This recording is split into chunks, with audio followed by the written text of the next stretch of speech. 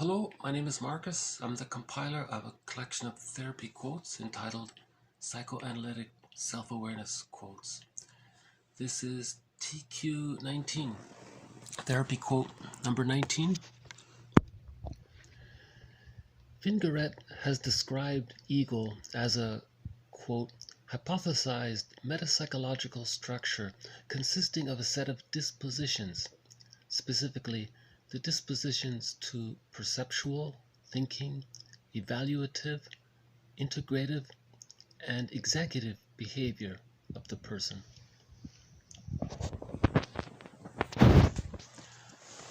This quote is fairly self-explanatory, but I thought I would include it.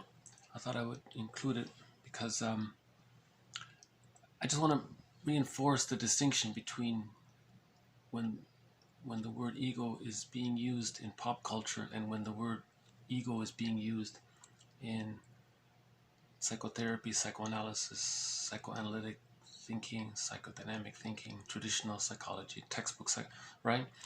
So traditionally, the word ego relates to this, what this quote is describing, your capacity and how you're seeing things, how you're thinking about things, evaluating things, looking at things at different sides. Do you see the third side of the coin, or are you splitting? It's either this or that, right? So your ego relates to these dispositions, these orientations of perception, thinking, evaluating things, looking at things, and most importantly, integrative capacity.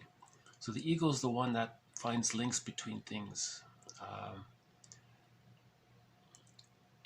It considers, this is happening, because there's an intention, there's a positive intention behind it. Maybe someone's trying to communicate something, and then you want to, look at your projections. You want to withdraw your projections, own your projections, so you're integrating your projections back to yourself. And the executive behavior of the person, so the ego. So this refers to the adult state. So that's the executive behavior of the person. Means Eric Berne has the 3 ego states, right? The child, parent. He says the parent is really just the child, right? Often. And then the adult.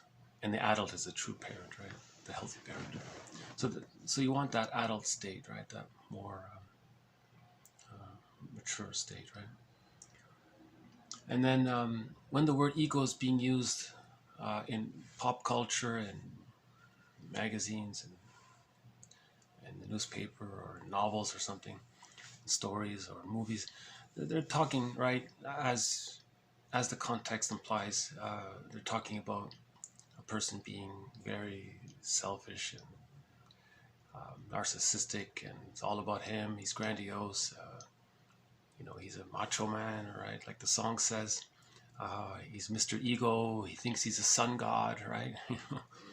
Or if you say he's egotistical or egoic, again, that belongs in that pop culture camp of the use of ego. So I really wanted to bring this up because the term ego comes up a lot. So when you hear ego in any of these videos, it's referring to this very healthy, positive aspect of the person. It's the mind's ability to see, think, perceive, look at things, question things, be curious. That's the ego doing it. And the main purpose of therapy is to build the ego, or to heal the ego, or to repair the ego if it's been hurt. Elevate the ego to that adult state. So it should be fairly clear with the context, right? When you hear the word ego. Yeah, so I'll just leave it at that. Okay, thank you. So this has been TQ number 19. See you next time.